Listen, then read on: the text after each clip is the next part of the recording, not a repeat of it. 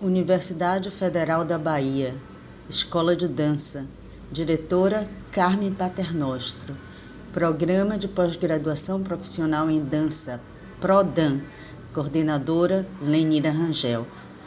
DAN B34, Tópicos em Dança, Corpo e Historicidades, Semestre Letivo Suplementar 2020. Professoras do componente, Suque Vilas Boas, Mirela Mise e Carmen Paternostro. Videoaula Histórias da Dança no Brasil, parte 2. Professora convidada, doutora Dulce Aquino. Produção, Laboratório de Pesquisas Avançadas do Corpo, LAPAC, e Memorial de Dança. O seminário foi uma delícia, de Helena e Cristine Guiaine. Agora no Corpo Conectivo, muito bom. Então a cabeça está assim. Mas vamos lá, concentrar e foco. É um pouco. Me faz falta um pouco as perguntas de vocês, para ver se está indo, se. Não, coisa legal, mas será que é realmente o que vocês querem saber? Todos nós, né, as pessoas, sabem o que quer, mas também querem o que não sabe. Isso é Gilberto Gil que diz, né? Que disse, né? O povo sabe o que quer, nós sabemos o que queremos, mas também queremos aquilo que não sabemos. Mas o problema agora é se está se dizendo alguma coisa que vocês não sabem, ou os conhecimentos são bem diversos, eu conheço as coisas, vocês outras, né? Mas o importante seria essa troca, e aí fica eu aqui de blá, blá, blá, blá. Mas como eu gosto, eu sou da dança, entendeu? E para mim estar falando, estar dançando com ideias que às vezes meu corpo chega até em êxtase. Sabe aquela dança a estática com X de êxtase? O estado de êxtase, a Suzanne Lang, no livro, eu estou arrumando minha biblioteca e aí estou pegando Sentimento e Forma, né? Estava ali.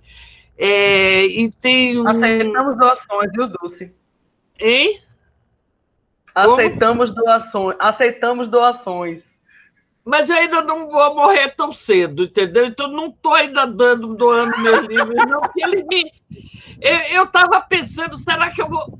Não, eu tenho umas coisas duplicadas que eu posso até coisa, mas doar meus livros, eu estava pensando assim, será que eu vou doar? Mas não, eles são importantes. Às vezes você vê, por exemplo, o livro lá que você não vai provavelmente usar agora, mas que foi num momento muito importante. Por exemplo, esse livro, Sentimento e Forma, foi importantíssimo por duas coisas: o conceito do espaço sagrado, que é o espaço do artista, isso, onde está meu palco, é o espaço sagrado, ali eu posso tudo, ali eu viro o cão e o demônio, eu viro o rei e rainha, eu posso tudo, posso fazer qualquer coisa, né? E outro ponto que era assim, o estado do não movimento, do pré-movimento, e o estado de êxtase, né? De você sai de si. Aquela coisa que quando. Você já deve ter tido experiências, porque eu tive e todos têm. Eu lembro uma vez que eu estava fazendo um tratamento de canal, naquela época era assim, você fazia o tratamento de canal, você era vários dias, e às vezes você não deu tempo de ir no dentista, e aquilo incomodava, tinha de abrir, era um negócio. Eu lembro que um dia, uma noite de espetáculo, eu estava com aquele negócio que eu não aguentava, de duas lágrimas chegava a cair. Mas quando eu chegava para entrar no palco e dançar, tudo se transformava. Então, esse estado de êxtase se instalava e eu superava qualquer dor. É mesmo quando a gente está atrás de um trio elétrico também, a gente arrebenta a perna e não vê, nem sente, e ainda continua pulando de uma perna só. Mas, dito isso, o que eu quero dizer é que estar a dançar e a falar e a pensar, eu adoro, mas gostaria muito de saber o que vocês gostariam de saber de mim. Mas como me deram uma tarefa, eu irei na tarefa, a não ser que vocês não queiram. Parece que todo mundo de silêncio é porque quer. Bom,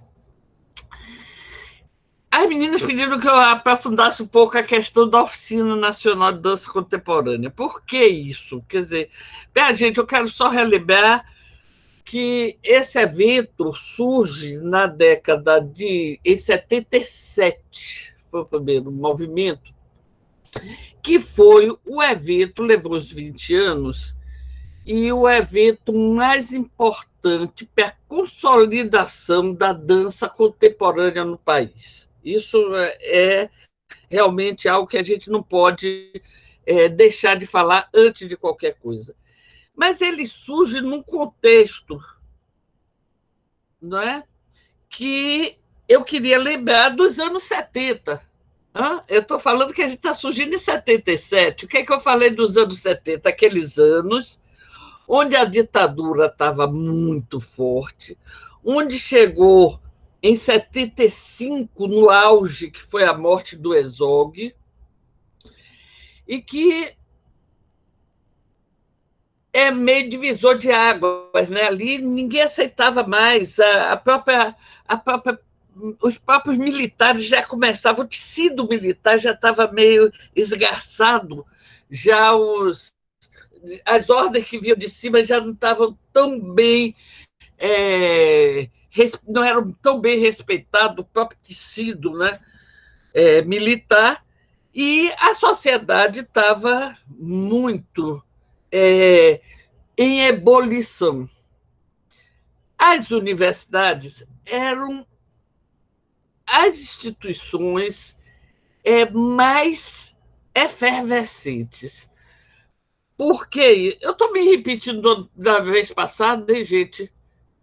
Está muito chato, está dando para entender a lógica do link.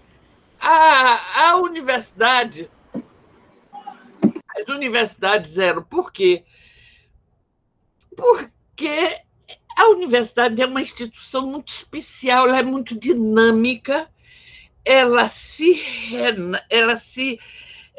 rejuvenesce, renasce, ressurge a cada ano, porque chega uma nova leva de jovens.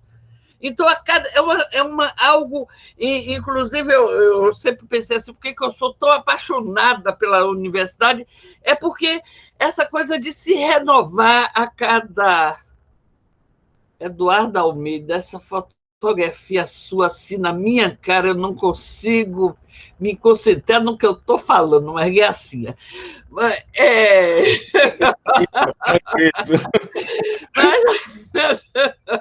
Mas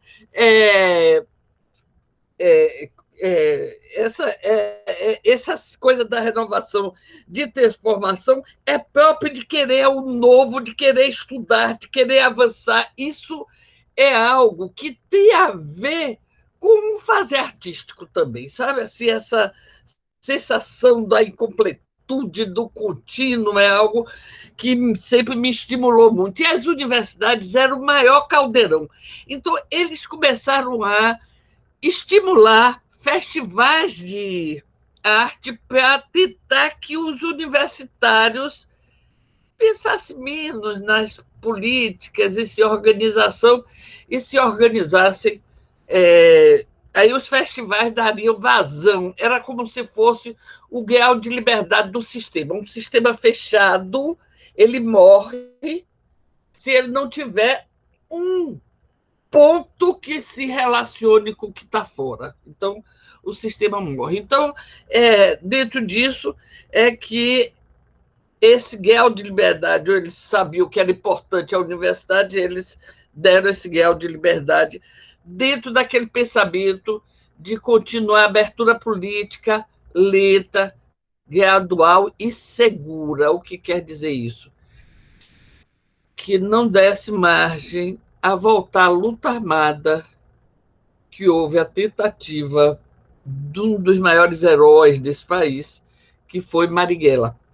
Então, que liderou esse grande movimento de reação por armas, né, de uma revolução. Né? Então, a tentativa era ser. Isso teve o lado que, muito importante, não houve morte, não houve... Né?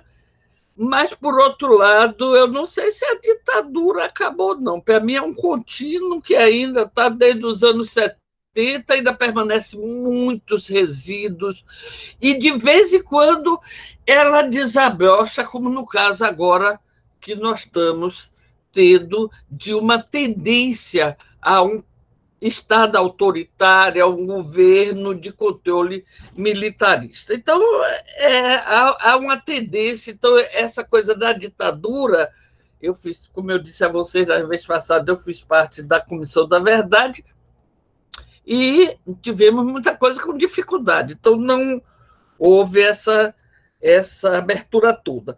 Mas aí a oficina surge dentro desse conceito de festivais que, em 72, quando a escola de dança, música e teatro estavam juntas, o Ernest Wiedemann tinha a ideia de fazer o festival de arte, é um grande compositor, um professor maravilhoso, era diretor de música, e nós fizemos os festivais de arte. Ele foi depois para o reitor de extensão, eu trabalhei muitos anos com o Wiedemann, e era a ideia do Festival de Arte Universitário. Aí, veja bem, era a universidade produzindo arte, produto artístico. Esse festival de arte tinha esse conceito, que era o conceito da própria universidade, da área de arte da universidade nossa, da nossa universidade, que nós não fomos criados essas escolas de arte para pensar a arte. Nós fomos criados para fazer arte. Fazendo, você pensa, evidentemente, mas, antes de tudo, é fazendo que se vai chegando aonde se quer. E é fazendo arte que você vai também pensando. Então, que é muito diferente do que surge em outros lugares, a área de arte, como lugares de teóricos, mas eu não estou dizendo aí, claro, que uma teoria, você, quando lê, seu corpo se envolve, você está envolvida naquilo, mas o produzir artístico especificamente é de outra natureza. Então, ainda que o corpo seja o mesmo, esteja aí na vertigem. Essa oficina surge dentro. Primeiro, nós fizemos os seminários com Klaus Viana, que vinha, eu organizei aí no Departamento de Integração Artística. E aí, em 77, havia, nesse Festival de Arte de Wiedemann, um encontro, um concurso de música nova muito importante. Música contemporânea, música nova, quer dizer, aquela música que ainda não foi feita, aquela música que é dito sempre nesse conceito da modernidade, daquele pensamento da arte como pesquisa, como ato de pesquisa, que se constituía também um festival. E o festival, esse festival que tinha, esse concurso, então começou a surgir no Brasil. Em 77, surge o primeiro encontro em Joinville de um concurso muito perverso, que é o concurso das competições na área da dança. Isso é muito perverso. Histórias terríveis desses concursos. Então, a oficina veio... Primeiro, não foi chamada oficina, foi chamado concurso nacional de dança contemporânea, mas a ideia era esse concurso ser algo não de competição entre ser mais bonito ou menos bonito, mas de estímulo, como se tem no concurso de cinema, onde a avaliação de um filme, de crítica, de público, etc., se dá uma premiação que vai além para o próprio mercado, etc.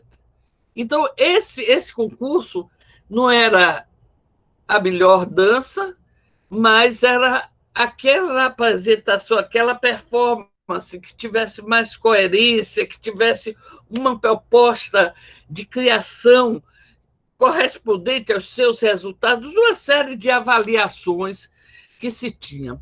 Depois, esse concurso era só para dança contemporânea. Naquele ano, você usar termo contemporâneo, como também a gente pensar que a escola de dança já falava em dança contemporânea em 56, já com Ianca, isso foi até uma descoberta de Sucre, porque para mim era mais Rolf que falava contemporaneidade, mas Sucre descobriu que Ianca já falava dessa coisa do contemporâneo. Essa história de contemporâneo não é um estilo, é isso que depois até acabou virando. Quando, na década de 90, São Paulo resolve fazer a tal dança nova e dança contemporânea. Então, virou espécie. Aí, nos próprios festivais desses competitivos, botaram também uma coisa de dança contemporânea, que é como estilo. Isso não tem nada a ver com estilo. Tem a ver com aquela dança que está sendo feito naquele momento, naquele tempo, interagindo com aquela realidade e buscando novas configurações, pesquisando novas configurações, seja do ponto de vista na sua composição, em estruturas de espaço, de disposição, espaço de conceito da dramaturgia, quer dizer, mas se aquela dramaturgia é nova, mas a técnica trabalhada é bem antiga, aquilo não havia não tinha nexo, né? Então você teria essa dança que tem uma permanência no tempo, mas a partir do seu momento. Então, a dança de 56, contemporânea de 56, não é a mesma de 77, não é a mesma de 90, não é a mesma de 2000. Mas são danças que estão dentro de sua contemporaneidade. E mais, de sua contemporaneidade na pesquisa de sua própria linguagem, a linguagem da dança, em termos da composição, da estrutura, da dramaturgia, como eu falei. Então, são esses dois pontos que tem. O que acontece com esses concursos? Começou a ter, foram 3 anos. Por que fazer concurso? Porque concurso era uma forma de conseguir verba para as grandes empresas darem prêmio. Então, eu consegui que o Baneb, eu acho que era Baneb que existia na época e que acabou não existindo mais, era Banco do Estado da Bahia, era Baneb. Não, Baneb existe ainda hoje, né? Mas era um banco que acabou aí ao longo do tempo, que Miguel Calmon era um dos presidentes.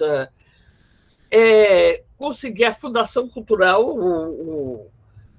a Secretaria de Cultura dava, e a Bahia Tussa também, da parte da prefeitura, dava prêmios. Mas prêmios não eram títulos como as academias fazem, vão para os festivais para ter título, melhor coreografia, melhor duo, e bota na porta da academia, no hall, para ter mais alunos. Eram prêmios que davam condições a essas pessoas saírem, inclusive fazer turnê, viajarem pelo Brasil. Eu lembro que Naquela época, em 77, o prêmio maior era de 20 mil, alguma coisa. Naquela época era uma coisa razoável de você ter essa premiação. Mas houve uma tendência, na hora que você cria, de qualquer forma, ainda que querendo fazer um novo festival, você tinha a coisa da cultura perversa de haver uma certa competição. Então, as pessoas começaram a fechar muita porta para um não ver o que o outro estava fazendo na hora dos ensaios, uma série de coisas. Então, resolvemos, e eu lembro que eu sentei para pesquisar como é que eu poderia modificar, trazer para Salvador o que tinha de mais novo na dança, porque nós tínhamos saído do circuito com a ditadura. A gente tinha saído do circuito no navio, o navio parava no Rio e depois ia para Pernambuco, depois para o Rio. Era o circuito que fazia e nós não tínhamos nenhum voos internacionais, ou coisa que vale. Então, com isso, nós estávamos fora desse circuito oficial. Então, só ia coisa. A gente sabia que estava acontecendo alguma coisa no Rio, a gente sabia que estava acontecendo alguma coisa em São Paulo, mas os grandes centros culturais. Então, como a Bahia conseguir ser um centro cultural na área da dança, já que nós. Aí eu tinha muita consciência disso, e acho que isso levava. Não era só eu que tinha, mas todos os professores da escola, da universidade, essa ideia de um importante centro cultural. Isso nunca deixou a gente. Quer dizer, os professores universitários que levaram 20 anos lutando contra a ditadura era sempre vendo como resistência que nós estamos num lugar especial e que fazemos coisas muito sérias e que podemos, portanto, ter um avanço independente de não estar no centro específico, o centro cultural. Aí a forma, eu lembro que eu busquei um termo e tinha acabado de ser inaugurado a oficina de Zé Celso, em São Paulo, que era um estouro. E aí eu fui atrás. Eu não gosto muito de repetir, de copiar coisa, não, sabe? Artista não deve estar copiando muito, apesar da gente acaba copiando na realidade, né? Porque ninguém faz nada que não sai do nada, de alguma coisa, mas, assim, muito próximo. Mas eu fui ver o conceito da oficina, que a oficina era um lugar que você junta os elementos primários para produzir alguma coisa. A oficina é o lugar que sai alguma coisa depois que você reúne material e pessoas, que se faz, que se produz coisas. Então, eu coloquei esse nome da Oficina Nacional de Dança dentro do Festival de Arte. Quer dizer, os 3 concursos virou essa Oficina Nacional de Dança Contemporânea. Oficina Nacional de Dança Contemporânea. Com isso, havia já se estabelecido, a partir dos concursos, um certo conceito, uma ideia coerente e uma metodologia muito eficaz. E nós tínhamos uma definição muito clara do que era o espetáculo de dança contemporâneo, que deveria ser o que estaria dentro da nossa chamada pública, eu não digo que era editais, mas chamadas públicas, e como nós poderíamos selecionar. E no início, inclusive, naquela época, nós não tínhamos facilidade nem de gravar espetáculo, imagine ver o espetáculo como hoje a gente faz, né? Então, a gente abriu a inscrição no início do ano. 2 meses depois, nós mandávamos uma comissão de professores da UFBA para selecionar os trabalhos nos 4 cantos desse país. E é interessantíssimo como tinha coisas... Aí, quem gostar de pesquisar, de olhar lá no memorial da escola, já está mais ou menos... A professora que já conseguiu, e a professora Teresia Argolo também já tinha juntado muita coisa, e nós já temos um material razoável que mostra essa capilaridade que a oficina teve, e com coisas muito interessantes de pesquisa de linguagem mesmo. Por incrível que pareça, as tradicionais academias nunca participaram da oficina de dança. As da Bahia, algumas foram, mas também porque já eram acadêmicas. Aqui na Bahia, a gente tem uma história... a Bahia é um planeta à parte, né? Um lugar muito especial, porque tem coisas muito fortes, dessas, que foram... que não é da história, não adianta.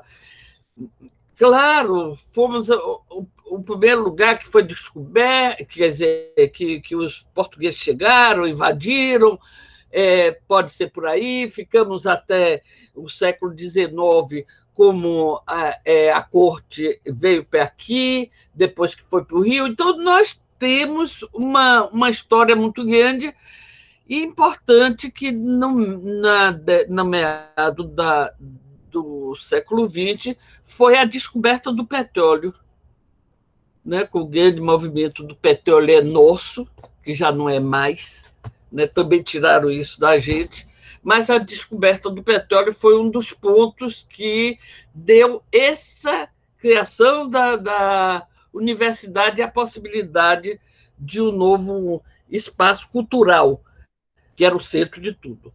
Então, essa oficina a gente tinha de restaurar, quer dizer, a coisa da oficina era restaurar essa nucleação da Bahia, da nucleação da dança, como essa potência que nós tínhamos de 28 anos de curso de graduação, que nenhuma outra universidade tinha.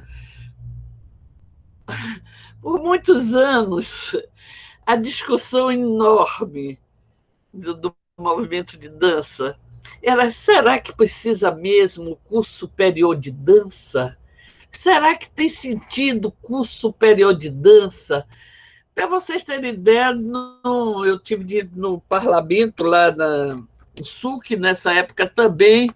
Ó, parceira, estou lembrando a porção de coisa que fizemos juntas. Em Brasília, acho que você foi, SUC. Que bom. Aquela que era do sindicato do Rio de São Paulo, que parecia toda loura, eu lembro já o nome dela.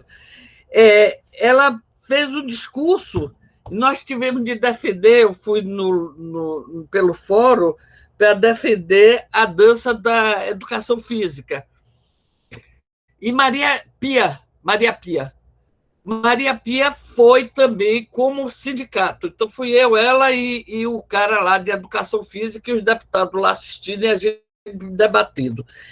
Então, Maria Pia disse, nesse momento, já em 2002, não, 2003, 2004, ela dizia: não, nós somos dança como artesanato. Então, é a mesma coisa de cortar cabelo, de cabeleireiros, que a gente precisa, não podemos ter nenhum controle, nós somos livres, não podemos ter, então não tem sentido educação formal, porque somos... E aí, era essa posição que nós tínhamos. Então, não há necessidade de curso superior. Em 1970 em 82, 81, quando Antônio Carlos Cardoso reformulou e criou, de certa forma, o balé do Teatro Castro Alves, Teodomiro, que trouxe ele, porque Teodomiro tinha estado em São Paulo. Então, quando Antônio Carlos veio, ele disse uma declaração muito forte, que as pessoas vieram a ser assustadíssimas na tarde, página inteira. O novo coreógrafo que está criando o balé do Teatro Castro Alves disse que a dança não é para estar na universidade. Então, havia uma. Claro, ninguém está dizendo que não há dança do conhecimento fora, mas isso não quer dizer que a universidade não seja o espaço que tem de estar também com a dança, e que a dança tem de estar na universidade. Então, uma coisa é uma coisa, outra coisa é outra coisa, mas aí nego mistura e aí. Por quê? Porque não havia nenhuma tradição nisso. Então, a dança era algo completamente fora, e a universidade um grupo lá da Bahia metido a besta, sei lá o quê. Mas, ao longo, quer dizer, na hora que a gente continuou a atuar como um centro aglutinador, e sempre foi uma preocupação não ser uma escolinha de dança, não ser uma escolinha de música, não ser uma escolinha de teatro, mas sim um centro de excelência de dança, um centro de excelência de música, um centro de excelência de teatro. Quer dizer, esse pensamento genuíno da criação dessas escolas, com esse pensamento, a oficina fez uma ação importantíssima, que foi abrir as portas da universidade para esse conhecimento que estava fora e discutir esse pensamento de dança em conjunto. Fazíamos, claro, tinha às vezes conferências que não tinha ninguém querendo assistir, né? Mas, por outro lado, havia muita participação em debates. Nunca foi uma forma de também organizar o setor da dança. Suki me deu uma vez uma foto muito bonitinha. Eu tenho aqui, você quer projetar? Não, quero, basta aí, só para não parecer que eu estou falando fiado, né? Que eu estou contando coisa assim. Né? Mostra, como é? Ai, peraí. Mostra o pau. Eu estou barbeira aqui, gente, peraí. Eu posso apresentar? Como é para eu apresentar? Olha, fechada, Mirella. Você está fechada, Mirella. É no canto direito embaixo. Sim, mas se eu boto, aparece uma guia apresentar, uma janela. Será que é isso? Primeiro você tem que colocar então tá. É porque eu não abri o arquivo. Peraí, deixa eu abrir o arquivo. E aí depois. Mas não rápido. Pode ser no Google Docs, não, hein? Tem que ser no. Não, tá no Word, tá tranquilo. É só um instantinho aqui de barbeiragem de primeira viagem. Aqui. É porque no RNP a gente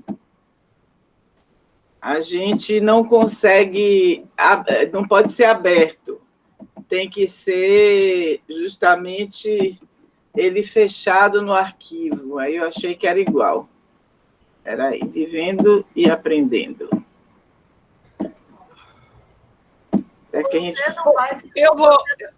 Você não visualiza, você só vê uma tela assim dizendo você está apresentando, mas você não vê aqui no Google Meet o que você está mostrando. Eu não vejo? Não. Aí, Sofia, chegou, Sofia. E saiu alguma coisa do que eu estou apresentando? Tem escrito, você está apresentando para todos, mas não para você. Peraí, gente. Peraí. Apareceu. Apareceu a Margarida. Eu vou parar a apresentação. Ai, que coisa louca. Peraí, gente. Eu faço de novo. Não, Peraí. Só um minutinho.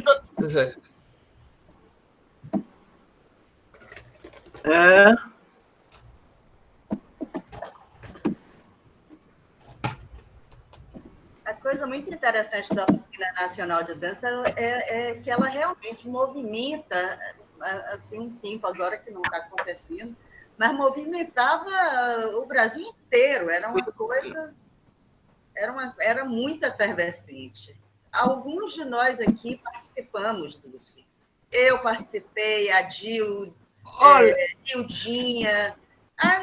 eu, Simone Bonfim. Se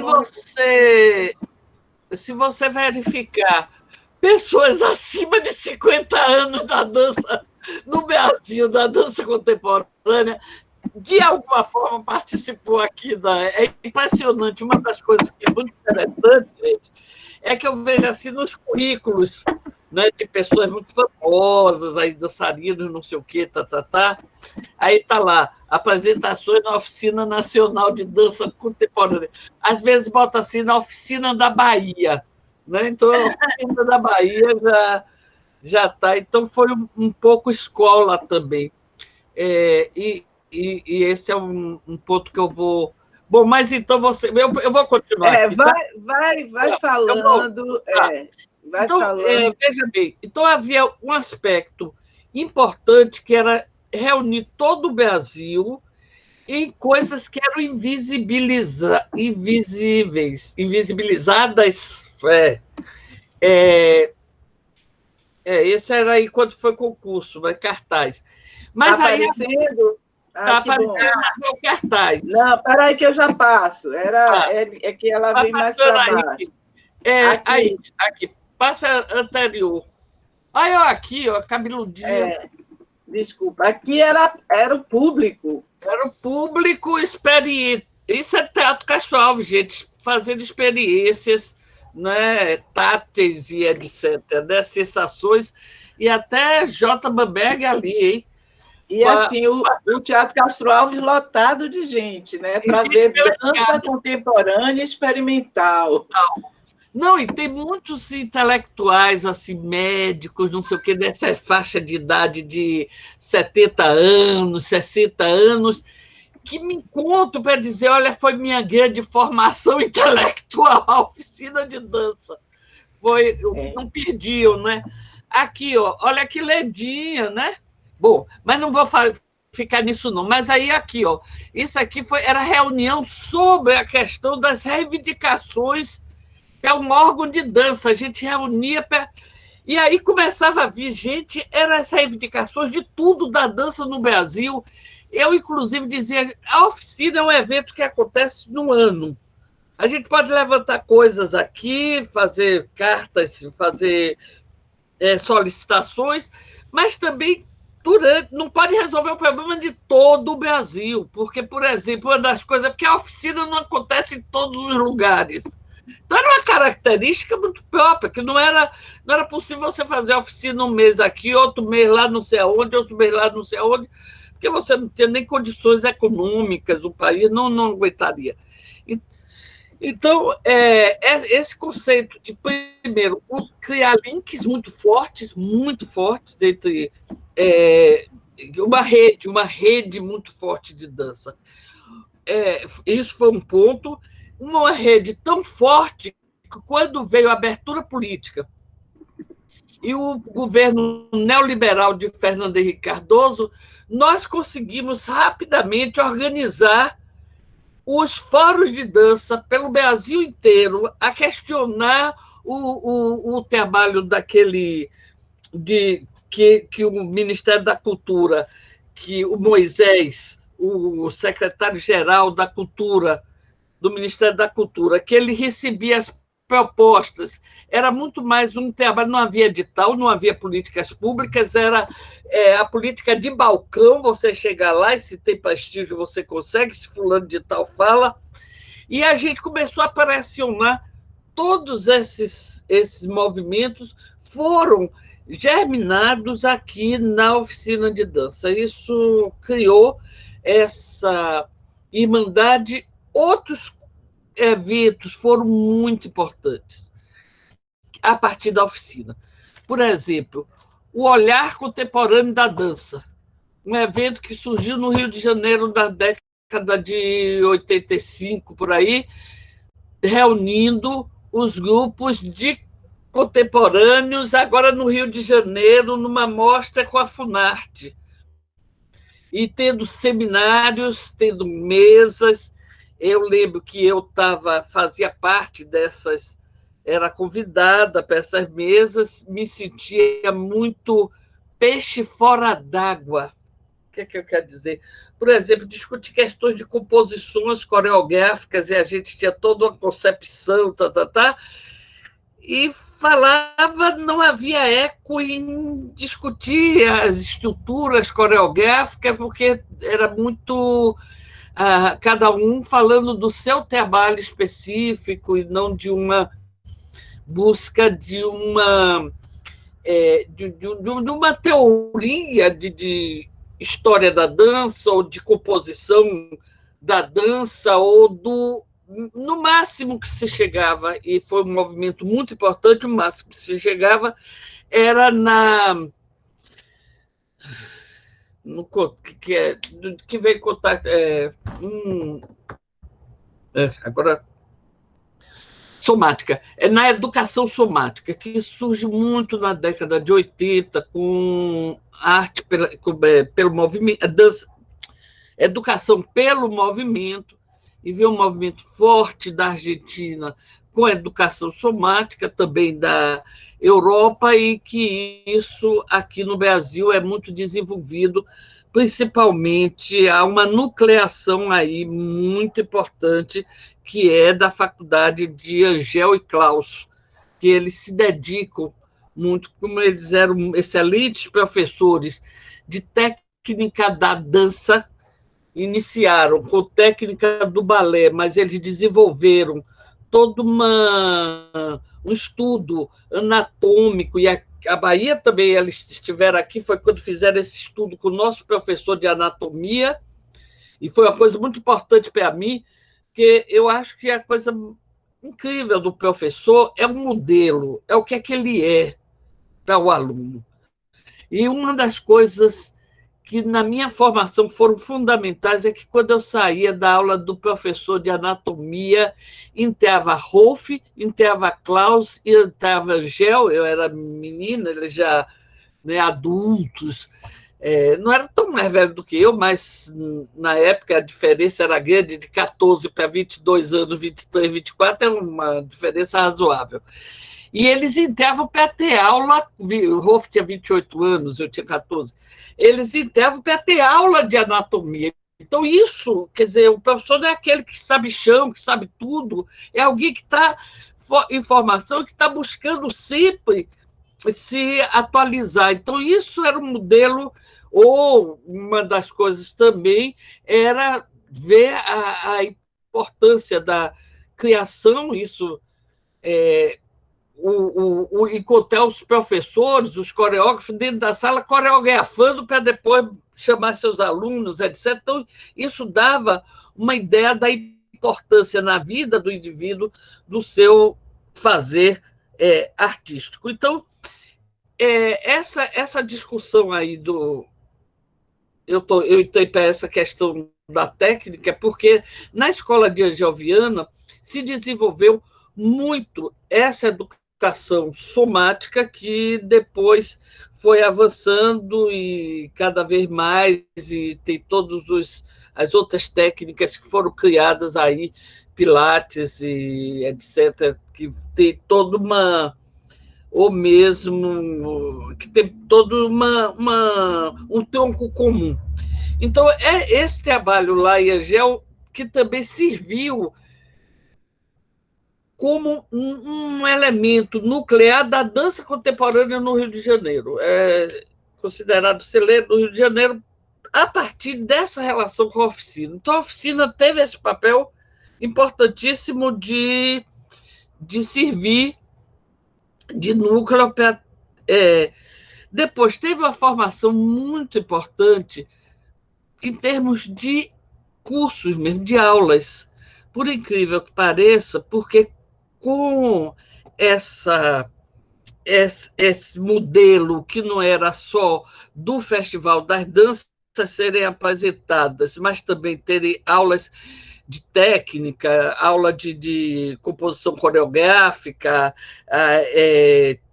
os professores trazendo suas formas de trabalho artístico, isso foi desenvolvendo pessoas que diziam, eu venho me reciclar, professores diziam, eu venho me reciclar na oficina de dança, porque eu tenho a possibilidade de ver o trabalho de outras pessoas que eu não conseguiria dentro lá do Alagoas, Pernambuco. E teve coisa muito interessante de Sergipe, Alagoas, Pará, Goiás.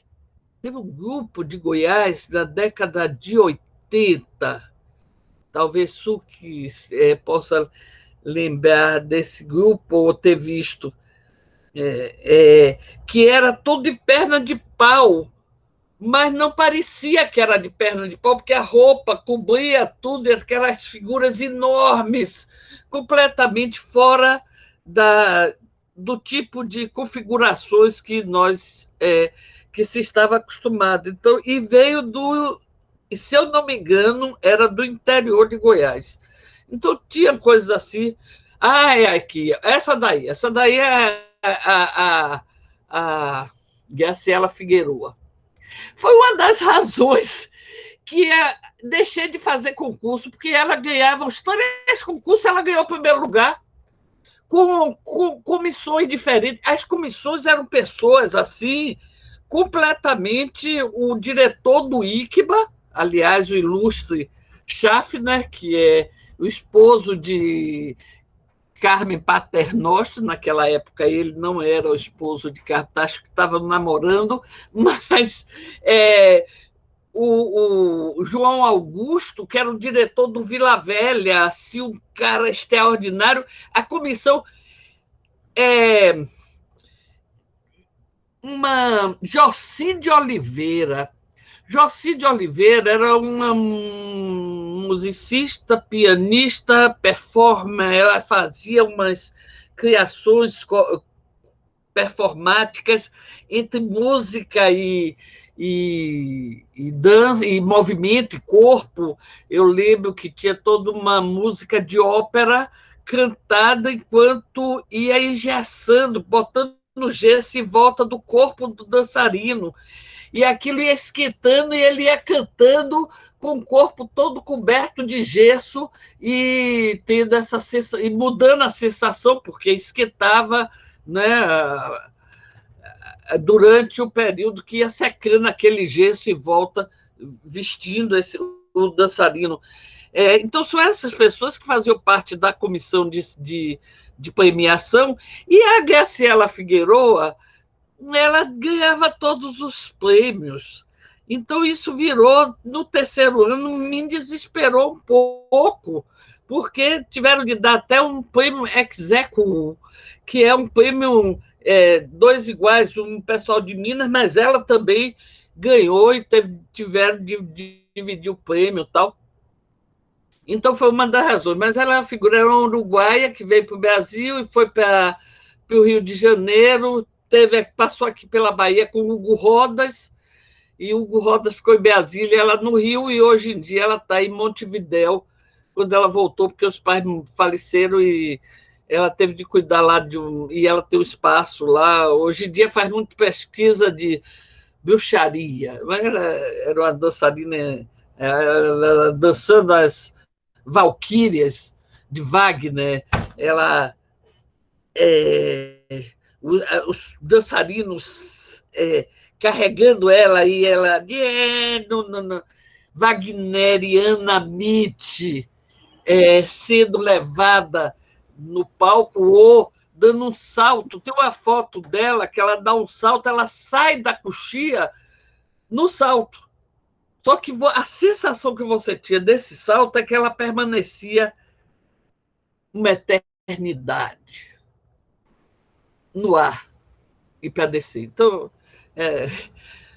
aproveito para fazer essas homenagens para esses dançarinos maravilhosos que deixam a gente assim. Mais uma coisa. Ela teve uma torção no joelho terrível e veio para a Bahia com o joelho todo inchado. E era a abertura da oficina, não era mais concurso, e ela estava na abertura, ela disse, me deixa para o final, porque... E o joelho inchando, e eu fui, disse, olha, era meia-noite, porque também estendia-se, ia até 2 horas da manhã e tal. Eu disse, olha, já é meia-noite, você está assim, vá para casa, dança outro dia, nem que seja a última coisa que eu faça em minha vida. Então, essa necessidade do dançar, então foi a valorização da dança como estar vivo, estar dançando, é estar tomando partido. Eu vou acender, porque está ficando escuro aqui para mim, eu não consigo... Espera aí. Minha pró, Duducha. Opa, é só... Sou eu. Repara, eu acho que os meninos querem também um pouco fazer perguntas a você. Ai, graças a Deus, que se me deixar...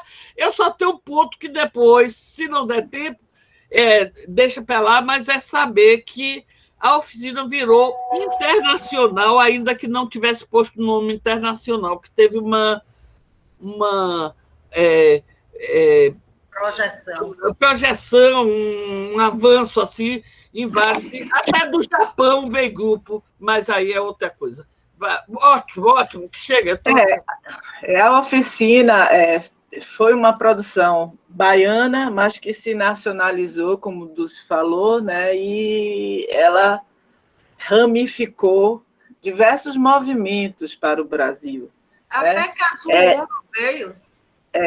Passaram por aqui, assim, imaginar também que era um tempo, quando ela surgiu, esses anos 70, que hoje é o nosso foco, não tinha internet, se comunicava por carta, por telefone. Então, assim, a Bahia era um lugar que também não recebia muita informação de dança, a coisa estava muito centralizada lá no Sudeste, Rio, São Paulo, né? Minas um pouco, mas não tanto. Então, a oficina também nos trazia aqui para o Nordeste, inclusive, foi um movimento, Mônica, que reuniu e fortaleceu muito a dança experimental do Nordeste, que nos anos 70 ainda surgia, gente. Isso era um movimento novo, inovador.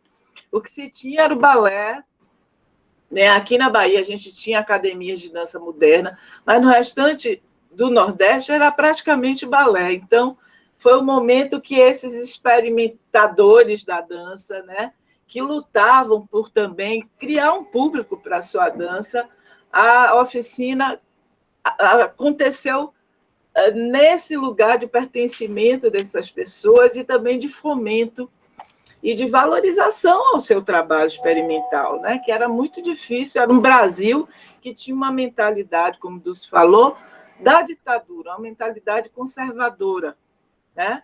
E que justamente esse lugar da experimentação, da criação, da inovação, da contestação, da liberdade, era um lugar que precisava ser coletivo, senão ninguém conseguia se formar.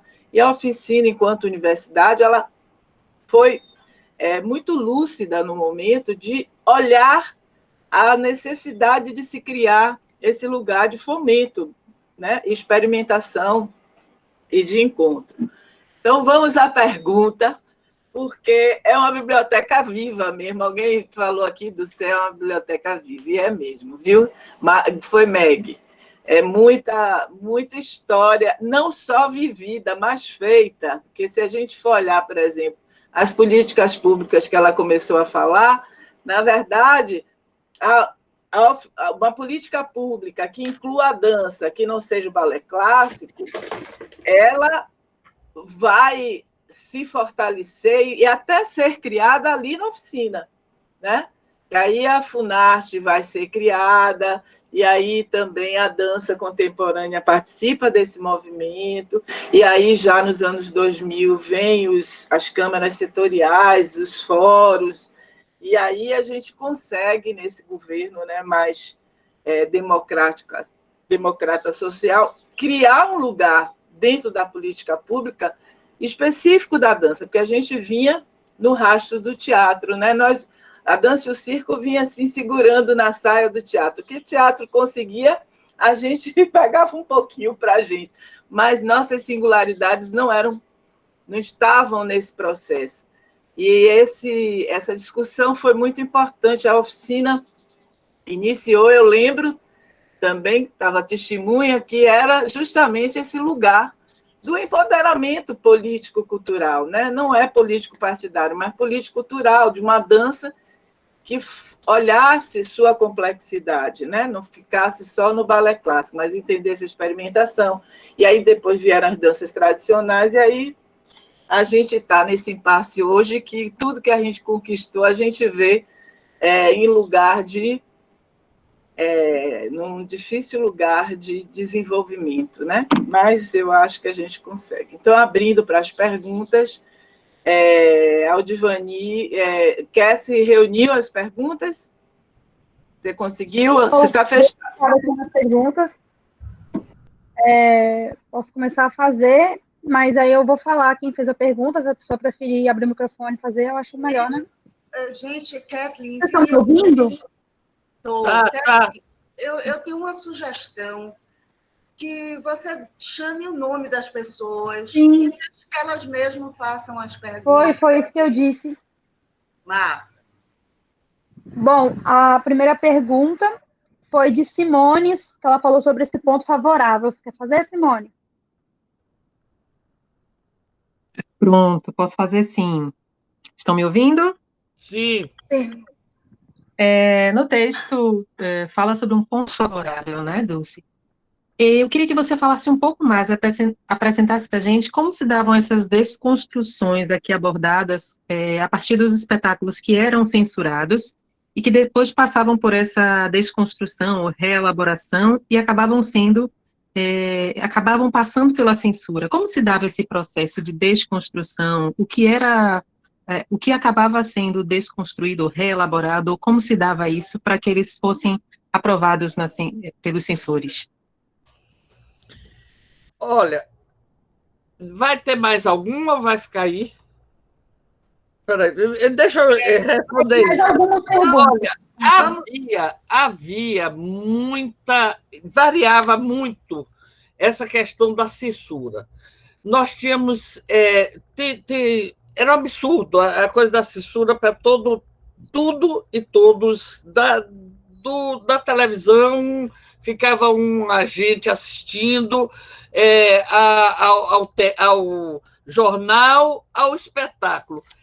A dança se safava um pouco, na sua maioria, por exemplo, na oficina, como eram muitos espetáculos. E o release nunca era um espelho da configuração, então isso passava, depois é que se via a reação ou um questionamento, qualquer coisa, mas já tinha sido aprovado. E na área de teatro, isso às vezes era proibido, já antes, por causa dos textos, era mais fácil eles cortarem. Então, uma forma era... Como é que você desconfigurava? Eliminando o texto, mudando o texto. Tanto que há alguns autores que consideram que a expressão corporal é muito desenvolvida no Rio de Janeiro. Claudiano foi extraordinário nessa criação de técnicas corporais para o ator e criando muita coisa que não era falada, mas era feita por gestos para tentar liberar a censura. Então, a censura, a desconstrução era exatamente tirar essa coisa que era muito fácil de uma leitura imediata, mudanças de texto, por exemplo, para o não dizível, no sentido de esconder aquilo que a censura podia cortar, ou no aspecto também simbólico, que às vezes você buscava metáforas para apresentar aquilo que estava, que não tinha condições de dizer exatamente a história em si mesmo, você buscava metáforas para dar aquela sensação do sentimento, do ambiente, da construção da dramaturgia, né? Então, era substituída a palavra. A palavra é o grande. A palavra e a nudez. A nudez também, toda nudez será castigada.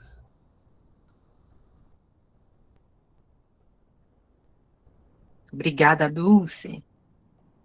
Sim. Vi agora aqui sua mensagem, Pro. Vou colocar no chat, mas já passando para a próxima, enquanto eu faço isso. A Dilvane, desculpa se eu não sei falar o seu nome, alguma coisa sobre diferença entre vivência e rememoração. Quer fazer a pergunta?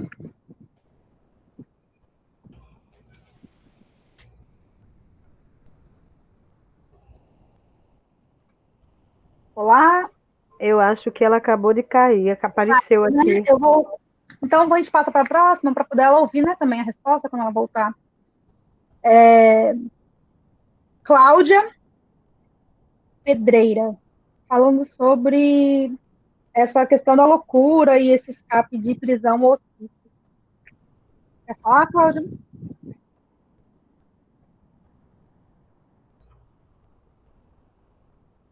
Alô?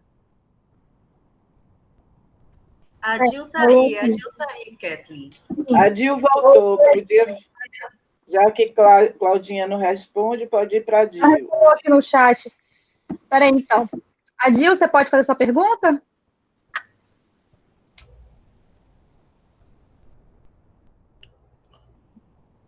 Você está sem microfone, Dil. Abre seu microfone. Caiu. Vou ler a pergunta de Cláudia, ela mandou. Ela pediu aqui no chat para eu ler.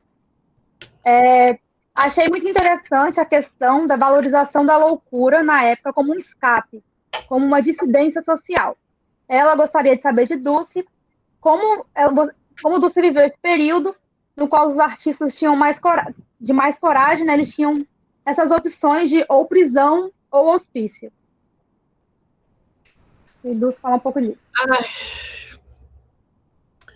Tem uma poeta maravilhosa, Jacinta, que teve no hospício muito tempo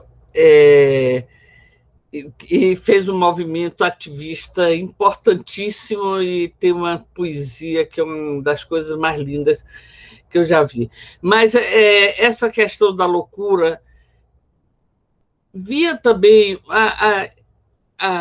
de certa forma, o que se instala como o artista como um ser especial, né? Nós tínhamos isso no romantismo, o artista, aquela figura acessível, o que morre de amor, o poeta que morre do coração desfacelado pelo abandono, etc. Essa fragilidade, o artista como elemento de fragilidade. No século XX, com todo o movimento, aquele período da Europa, isso, da questão, aí é uma questão colonial séria, e como diz, aquela informação vem tanto que é difícil a gente tirar do corpo da gente. Nós, brasileiros, é muito fácil dizer decolonização, não sei o quê, mas está no meu corpo, está na minha formação, de todos nós é muito difícil. Mas aí o problema da Primeira Guerra e da Segunda Guerra é um fenômeno onde a loucura se instala, e aí tem todo o estudo de Freud, é o grande momento, né, de você libertar os loucos como possibilidade. Isso foi um avanço do século XX, onde a gente tem todo o estudo da loucura. E o artista fica muito nesse limiar entre a loucura e a realidade, na medida em que, inclusive, a loucura se configura, se coloca como em busca do ser mesmo, a partir das experiências artísticas. Isso aí tem a Nise, esqueci, do Rio de Janeiro, que tem aquele trabalho excepcional. Nise da Silveira. Da Silveira, né? Onde a arte... Então, essa relação da loucura com a arte vai exatamente pela libertação da loucura. Libertação da loucura, porque até então o louco tinha de ficar preso, o louco tinha de ficar em manicômio, o louco tinha de ficar a família que tinha o louco, fazia um quartinho no fundo e prendia o louco. Então, essa questão da loucura aí, Foucault vai... onde tem estudos importantes para essa questão da própria loucura. Mas esse estágio entre a arte e a loucura se estabelece exatamente como libertação, que eu disse, libertação da loucura. Então, está muito próximo da criação, do diferente. Aquilo que é diferente é louco. Aquilo que é diferente, o artista é diferente, logo o artista é louco. Se a loucura é ser diferente, o artista é louco. Então, há também o conceito do marginal. O artista está sempre à margem. Por quê? Que conceito de artista é esse? Que aí a gente vê depois, na ditadura também, isso é interessante. No final da ditadura, teve um movimento muito grande nas escolas de arte no Brasil daquele conceito que tinha, que coisa é essa de direita e esquerda? Não existe direita e esquerda. Eu lembro que eu ainda brincava assim, enquanto meu coração bater do lado esquerdo, minha vida está pela esquerda. Mas essa questão de cuidar, de discutir a reação ao injusto, não está dentro do formal, essa adequação às normas. É esse o ponto entre a loucura e a arte que está muito próximo. É não se adaptar a normas muito facilmente, a propor mudança, sair dessa normatividade é o elemento exatamente desse ser que está fora do estabelecido. Então, o artista e o louco estão fora das normas. E isso coincide, né? E, claro, que o artista que não está conformado, satisfeito com o controle de um sistema perverso, injusto, né, de desigualdade, onde cada vez mais aí o capitalismo já se instalando, né, profundamente, pelo menos no Brasil, o movimento de esquerda que pensava que o Brasil ainda está num período agrário, não está no capitalismo, nós já estávamos, foi o guerra dos enganos, mas é romper com essa normalidade, com esse padrão. Quem rompe com o padrão está fora. E é o artista e o louco. Vamos seguir, então. Quem vai? A Gil pediu para eu ler a pergunta dela. A pergunta dela é para a ProSuc. Sobre o texto, fala que no texto o Alice Salomão destaca a diferença entre vivência e rememoração, e que ele questiona a uniformização das diferenças. e ela queria saber sua opinião sobre o que ele quis dizer com isso. O Ali, nesse mesmo livro, tem uma coisa, e Dulce aí vai lembrar, tem uma coisa que ele diz assim, que a memória é uma ilha de edição. De edição. Cada um edita a sua.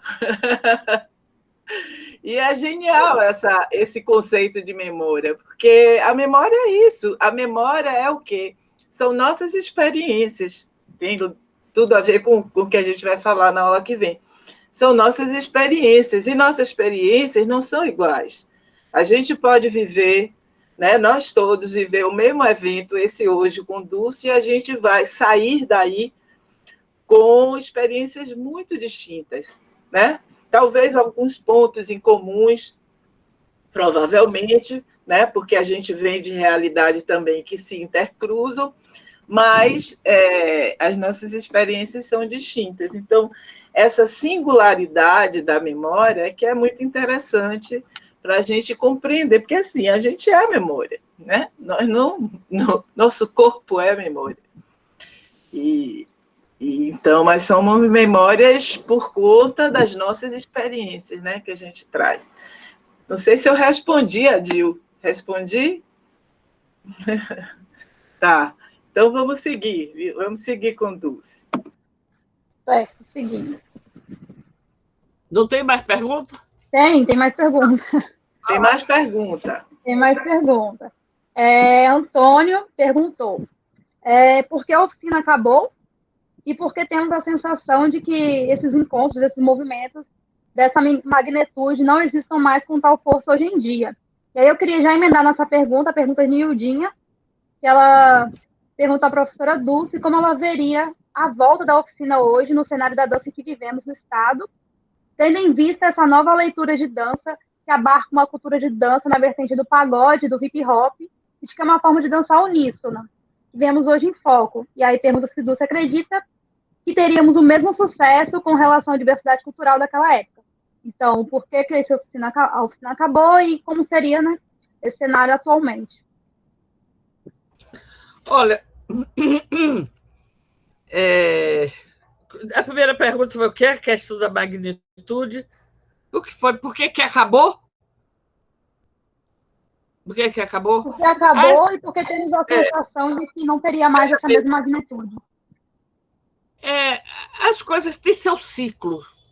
Se a gente for verificar as mudanças que vai tendo na sociedade, eu poderia dizer assim, talvez porque eu fui fazer meu doutorado e aí as coisas foram... Eu saí daqui, fiquei alguns anos fora e por isso a oficina, mas eu acho que não é a questão, não é essa. A questão é de também eu não ter ficado aqui para fazer oficina de qualquer jeito, também é alguma coisa que justificaria essa razão de que acabou porque as condições, as relações, as mudanças de apoio, de lógica dos festivais.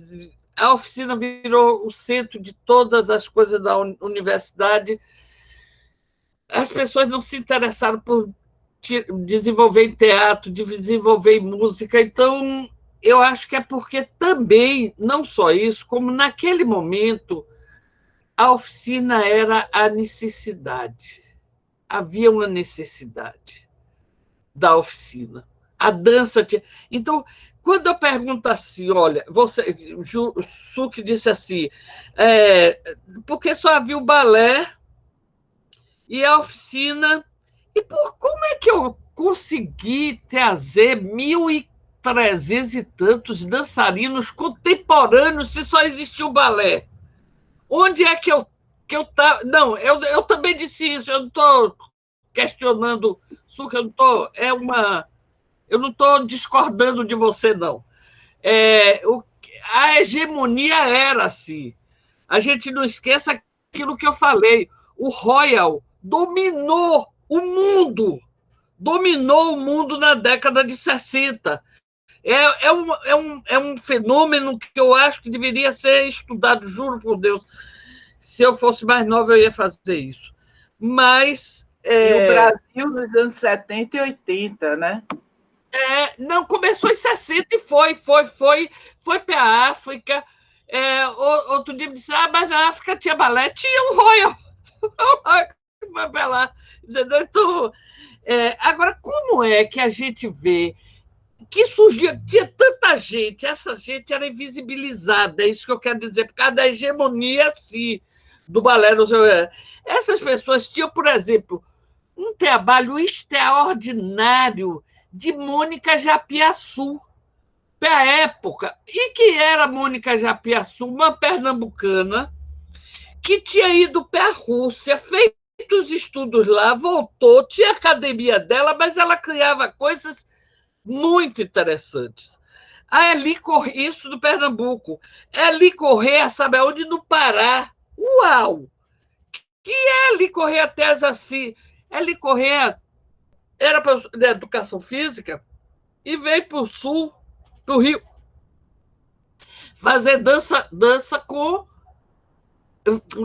Era professora de educação física, não. Ela queria fazer dança, mas aí veio para o Rio, fez a educação física, mas fez formação com a Helenita Saerp, que era uma professora. Então, essas influências. No Sul, você vai ter outras influências e outras pessoas que tiveram influência, só que elas eram totalmente visibilizadas. A tal ponto que o responsável pelo setor de dança da Funarte vinha assistir a oficina, porque eles davam dinheiro para a oficina, porque eu estava lá, né, até de verba, blá, blá, blá, universidade, verba.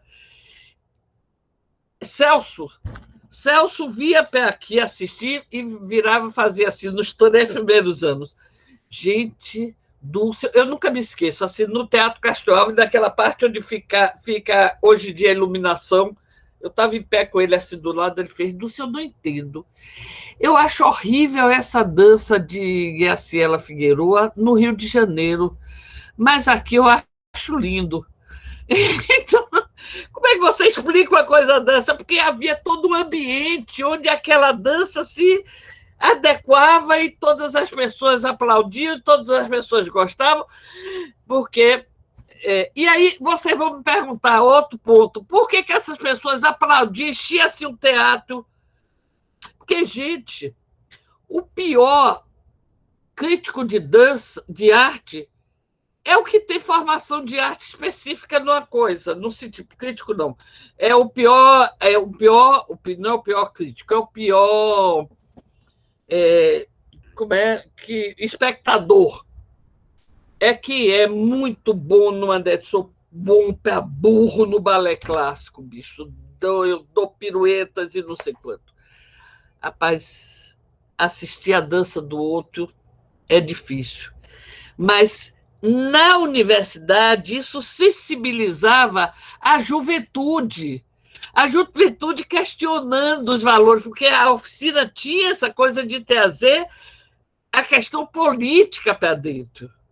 Então, via muitos estudantes universitários para discutir a questão política. Ponto. Tá respondido.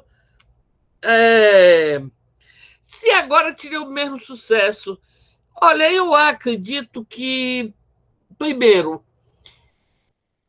para você ter ideia, não havia...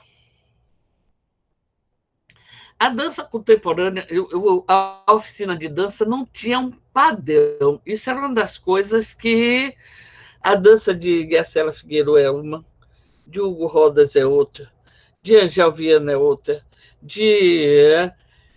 tinha danças populares, tinha dança... O pessoal da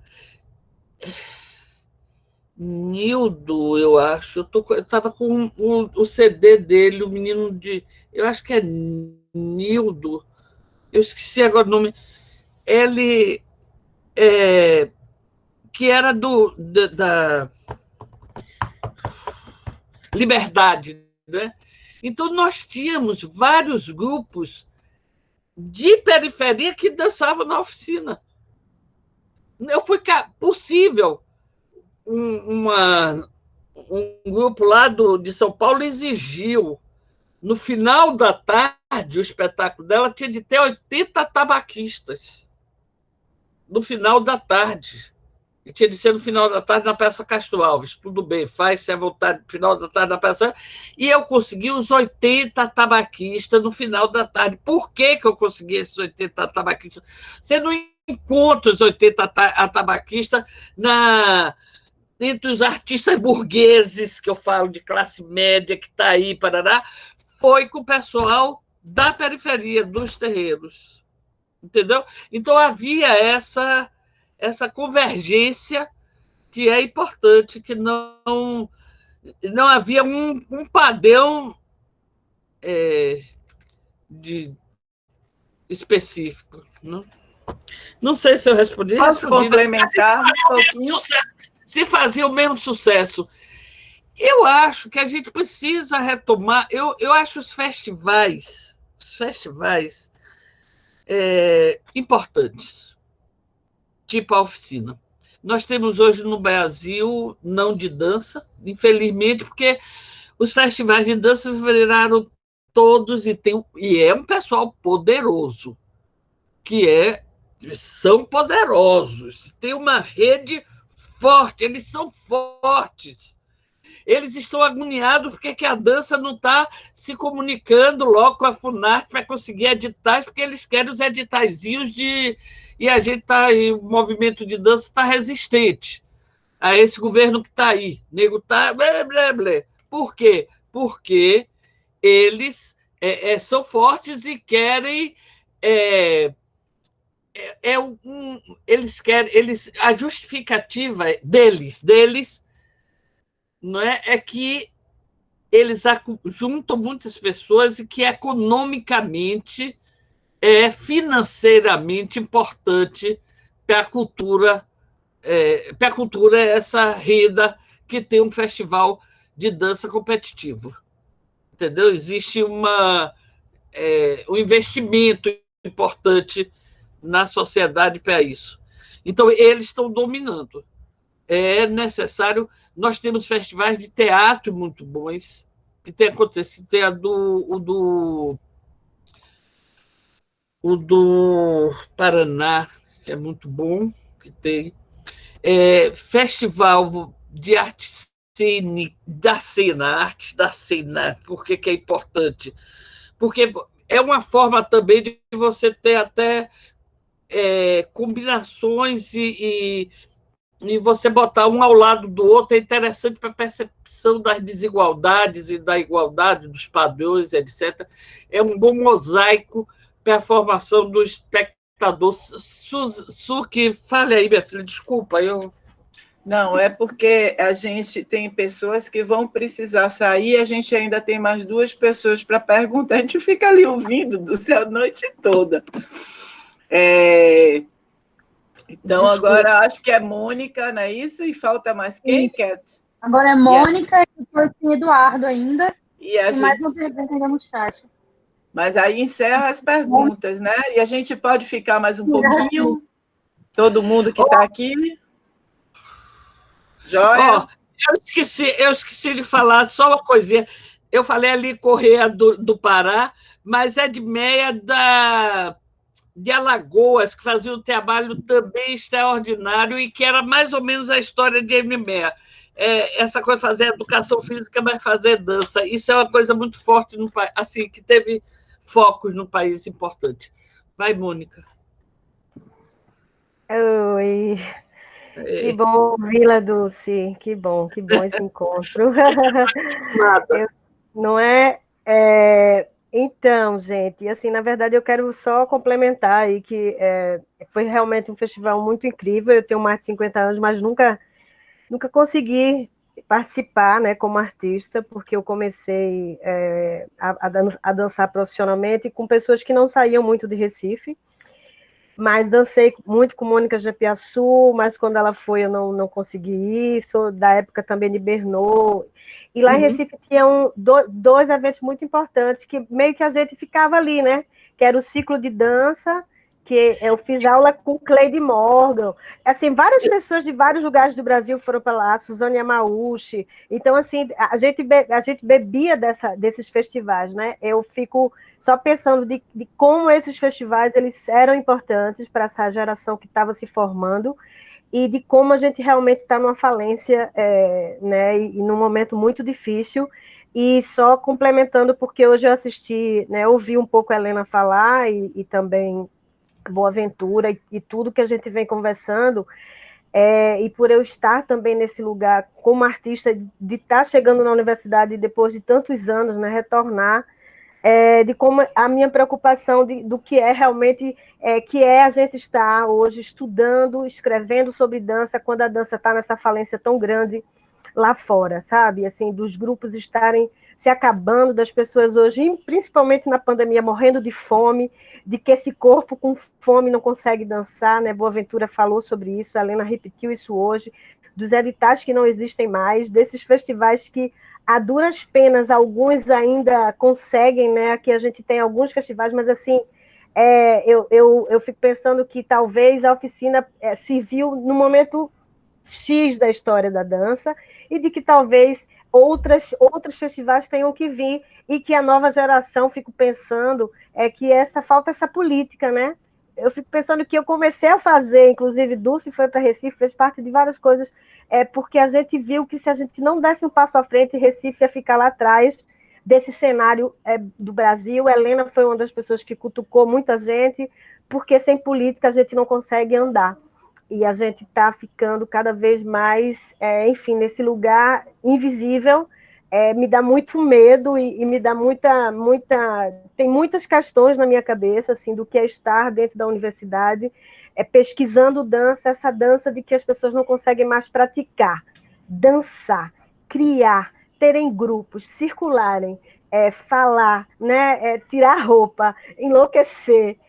Tá tudo, a ditadura chegou e realmente a gente precisa, talvez, sei lá, encontrar uma forma da gente não morrer na praia, sabe? De todo esse esforço de uma escola como a UFBA, que só agora eu estou conseguindo ir, porque eu não tinha condições financeiras na minha vida inteira de estudar em Salvador, dela ter tantos anos dedicada à dança, e da dança, né, se sustentar, assim, sabe? É um grito, assim, é uma fala meio triste, mas assim, é um pouco o que eu estou sentindo hoje. Não adianta ficar aqui, sabe, fazendo esse lugar de que eu realmente estou muito preocupada com o nosso futuro, principalmente nós artistas, né? E aí não é nenhuma pergunta, sabe, Dulce? É um pouco dessa minha inquietação de que corpo vai continuar dançando com essa fome que está instaurada, com essas pessoas que...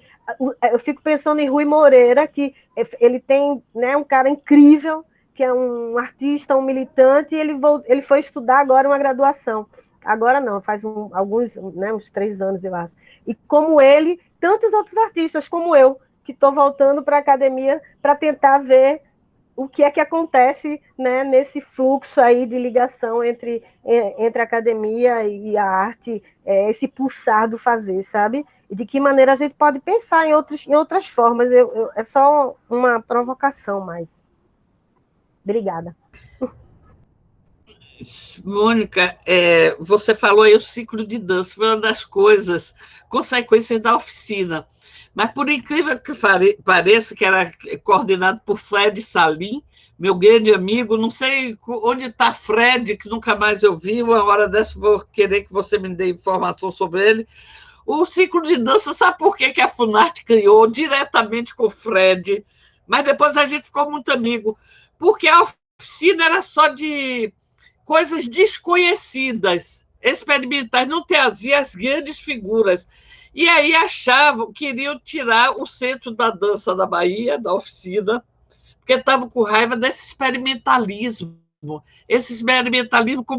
E aí deu dinheiro, uma verba enorme para fazer o ciclo de dança de Pernambuco, aí trazer estágio, e foi foi interessante, porque foi importante ser feito isso. E depois eu e Fred, a gente se bateu lá em Brasília, mas aí ficamos grandes amigos.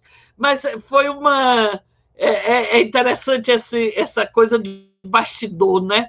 que resulta, né, E uma coisa que eu acho que talvez surja aí muito forte, gente, eu tenho participado de umas lives aí por causa do negócio de organizar a Conferência Nacional Popular de Cultura, e aí a pré-conferência do interior. Eu estou recebendo alguns informes, uma coisa muito interessante. Ibirapora, um nome assim, uma cidade do interior, um festival muito bom de poesia, música, não tinha dança, não vi dança, mas vi poesia, música, mas muito interessante. E Iguaí, o Festival de Iguaí, eu vou mandar um africano, uma dança extraordinária. Eu vou mandar, Suki, Mirella, eu mando para você manda para os meninos. Eu acho que talvez a gente não é mais aqui o Guia de Cedo, sabe? Eu acho que vai emergindo coisas aí, e várias coisas. A gente já não vai dar conta de um grande acontecimento, mas sim vários acontecimentos. Não sei, isso que está me vendo, estou vendo pelo cotidiano pandêmico, né? Na verdade, a gente também vê que a política cultural do país dos últimos anos, você me permite, Duducha, lutou muito por essa descentralização, né? De repente, a gente pôde ver em todo o movimento agora para essa lei Aldir Blanc, não sei o quê, esses movimentos vivos, com força, com potência da sociedade civil e muito dessa descentralização, muito vindo do interior. Eu fiquei realmente muito emocionada e feliz de ver a potência da rede de política cultural da dança que se formou no país nos últimos anos, coisa que nunca a gente teve na história do Brasil. Isso nunca existiu. Então, realmente, a gente vê que a oficina plantou frutos. Que eu acho que uma das coisas da oficina também era trazer para a Bahia, reunir, quando eu falo assim que o balé... Mas a comunicação não era muito fácil entre essas pessoas que trabalhavam. Elas existiam, mas não convergia. A oficina teve esse grande papel de reunir, de trocar e expandir. Né? E dar visibilidade a ele. Eles começaram a viajar e Klaus saiu, foi contratado por São Paulo por causa da oficina. O pessoal de dança contemporânea de São Paulo, ele me ligou em março. A oficina foi em julho. Quando foi em março, estou em São Paulo. De como você não me fez conhecido de todo o pessoal de São Paulo, pois eu estou aqui. Não, outra coisa interessante que eu ia falar é que a oficina me deu a oportunidade de conhecer a maior invenção que eu acho do século. Vocês me desculpem, mas eu acho que a maior invenção, e ontem eu estava conversando com um amigo que também acha isso, o fax. O fax. Sabe por quê? Em 80, eu precisava receber um documento do Japão. Vinha um grupo do Japão. E eu tinha de dar uma resposta, eu não tinha certeza que o correio daria a resposta a tempo. Aí me disseram assim, chegou ontem na reitoria um aparelho que vai direto. Gente, eu achei que era mentira, mas fui, levei o papel. Estou lá com o papel, aí mete o papel lá, 10 minutos, a resposta em 10 minutos no Japão. Isso foi o máximo. A oficina deu a maior experiência do avanço da civilizatório que foi o fax. Só para brincar com vocês, gente. Porque a vida é muito dura, viu? A gente ainda tem a pergunta de Eduardo. Eduardo, só queria comentar aqui que dos fãs aí do fax, eu nunca nem vi um negócio desse funcionando. Não sei nem qual é a tecnologia do fax, não sei. Não, Tem disse, lá na Supad, é só disse, atravessar quando você voltar. disse Tem um aparelho de fax lá na Supad, eu vou apresentar. É, Aí você vai ouvir aquele som do dinossauro. e tem na escola de dança também tem, você pode. Nunca vi funcionamento. Assim. Mas, olha, dizem que foi do fax que muita coisa da internet foi a partir daí, entendeu? Mas é só porque um papel que você bota assim, entendeu? Passa por ele, aí vem a resposta do outro lado do mundo. Ó, em 10 minutos. Agora a gente tem a pergunta de Eduardo. Edu? Oi. Eu tô aí ouvindo as histórias da Dulce, pensando mesmo que eu também nunca vi um fax. Eu acho que eu não me lembro de ter visto um fax na vida. Mas é porque, assim, ela cita Hansen no texto sobre, né, o que ilustra, pelo menos ilustra para mim, eu acho que para muitos de nós, o que a gente vive hoje. Ela falava que Hansen fala que nos anos 70 era possível viver, pensar em mudança, em revolução. E hoje, atualmente, com esse governo, eu vejo o que ele fala de um futuro bloqueado, um fim de mundo, as zonas de fim de mundo, e fala também sobre conformismo neoliberal. Aí eu queria da senhora, Dulce, será que a gente vive mesmo um conformismo neoliberal? Olha, se eu abrir aqui...